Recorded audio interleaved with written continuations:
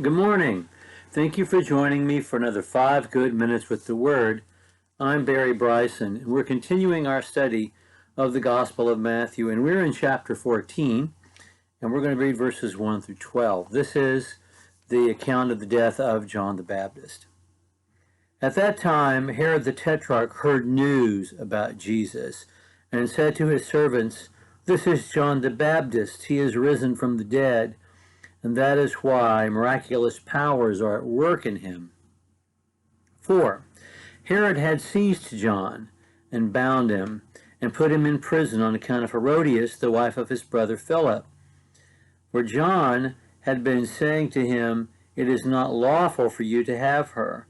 Although he wanted to put him to death, he feared the multitude because they regarded him as a prophet. But when Herod's birthday came, the daughter of Herodias danced before them and pleased Herod. Thereupon he promised with an oath to give her whatever she asked. And having been prompted by her mother, she said, "Give me here on a platter the head of John the Baptist."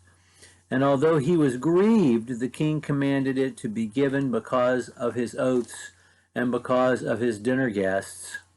And he sent and had John beheaded in the prison. And his head was brought on a platter and given to the girl, and she brought it to her mother. And his disciples came and took away the body of Jesus and buried it, and they went and reported it to Jesus.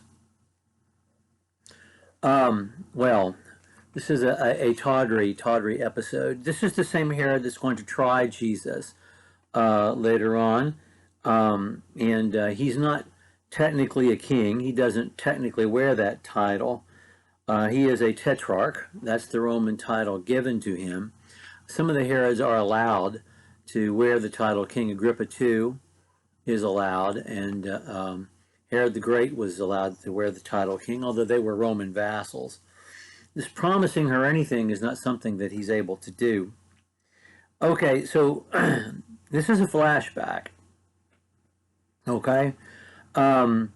He's introduced the notion that Herod has heard of Jesus' fame and it has spooked him. He thinks that John the Baptist's spirit has come back to haunt him with greater force, with the ability to perform miracles. And so now he has to explain why he would think John the Baptist is risen from the dead, because he hasn't told the story of John the Baptist's death yet. So this is very much a flashback in time to explain what has happened previously. It may have just happened recently, because we're told how Jesus reacts in chapter 14, verse 13 and following, and we'll talk about that next time. Herodias was his brother's wife. Salome was his niece. Herodias was also related to him. The family of Herods, they're messed up. They are just as dysfunctional as they can possibly be. More so even than the family lives of the Caesars. And we have this on display here. Both Herodias and Herod were married to other people.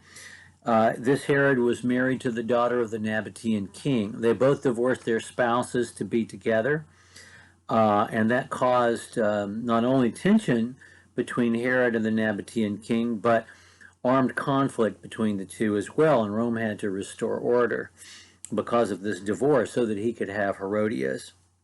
He is the ruler.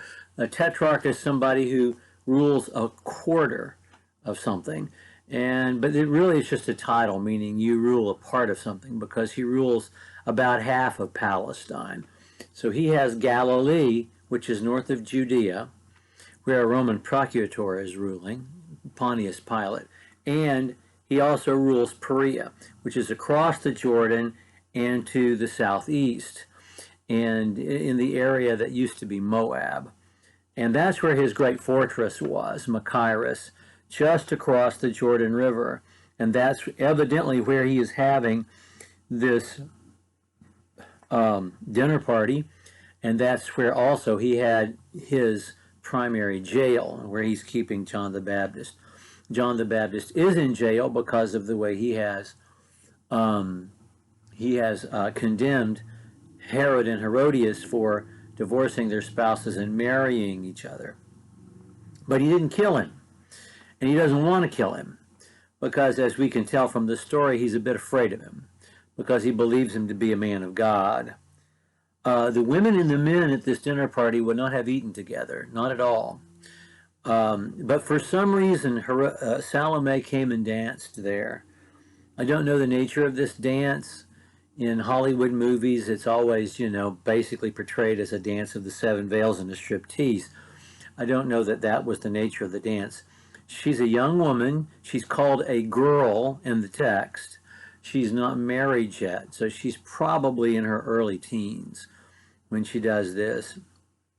And she is his stepdaughter and his niece, and he is so enamored of her that he promises her anything. I don't know what the quid pro quo was. I mean, she's already done the dance. Is he expecting other favors in return? I wouldn't be surprised.